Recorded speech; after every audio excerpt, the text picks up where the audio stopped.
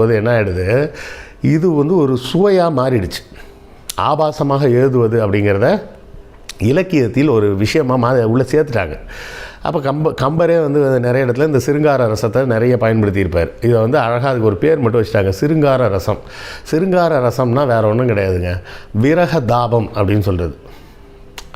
விரக தாபத்தை ரொம்ப கொச்சையாக சொல்கிறது தான் அதாவது கொஞ்சம் அந்த பார்டரை தாண்டி போய் பேசுறது.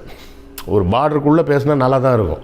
அதாவது எப்படி இருக்கும்னா, எப்படி சொல்லலான்னா, நானும் என் காதலனும் கட்டி தழுவி கொள்ளும்போது அவன் லேசாக கேப் விட்டான், உள்ள நடுவில் காற்று போயிடுச்சு, ஏய் காற்று போகுது பாடுறா, இன்னும் கொஞ்சம் இறுக்கி கட்டி பிடிடா அப்படின்னு சொல்லி அந்த காதலி சொன்னா அப்படின்னு சொன்னால் அதில் விரசம் இல்லை.